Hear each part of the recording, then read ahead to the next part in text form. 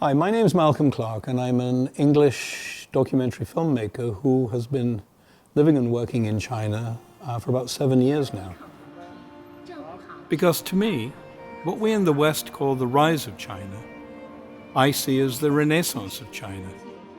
Arguably the biggest ongoing news story of the 21st century. It seems to me that China is the perfect place for a documentary filmmaker to hang his hat for a while. All the way back, and then we do. Okay, so There. And then we hold this. He was 6 at the time. You can hold it a little lengthen. Before arriving in China, I lived in London and New York and Los Angeles. World-class cosmopolitan cities, built to welcome people from all over the world. And for centuries, Shanghai has performed precisely that role for China. A welcoming first port of call for foreigners eager to engage with and learn more about this extraordinary country. It's no different today, and that's why I chose to live here. And also because 40 years ago, Shanghai was the first place I visited when I arrived from the US to research a film about China. I was staying here at the Peace Hotel.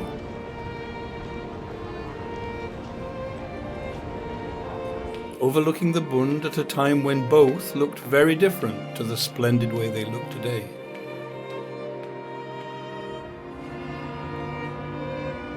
One of the best things about the Bund is that it's the perfect place to illustrate China's extraordinary progress during the past 100 years. Look across the Huangpu River from the Pudong side, and you see a magnificent corniche of colonial facades. Architecture built mainly by Western business interests during the early 20th century. But then if you turn through 180 degrees and gaze back at Pudong, you see modern China's very different but no less imposing stamp on the city. World-class skyscrapers and an iconic skyline that's recognized now all over the world. It's often been said that if someone is eager to glimpse the future, they should journey to China, where in so many ways the future is now. No other country has achieved what China has achieved such a short span of time. With nearly 600 million people lifted out of poverty, with universal literacy and a burgeoning middle class, both Shanghai and China are barely recognizable. And all this was achieved in just 40 years. It's really astonishing.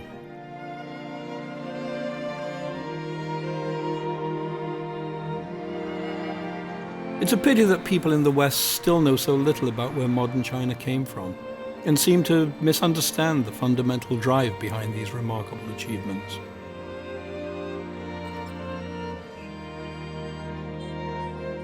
The Chinese people's desire to live the way people do in the rest of the world. They want a better, more productive life. And they'd like to leave their kids a safer future full of possibilities that could barely be imagined just a generation ago.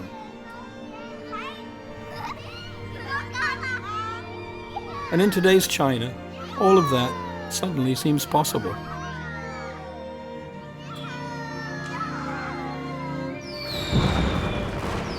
As an Englishman, I know a little bit about the ups and downs of empires and superpowers.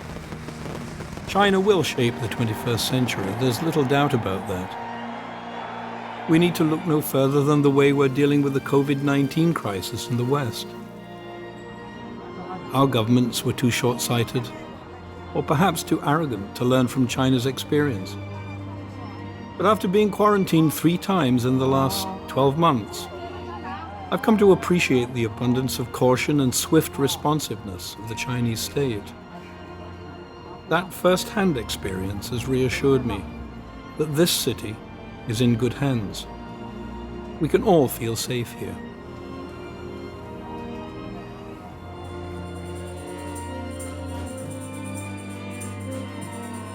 As the big new player on the world stage, China deserves to be better understood and respected.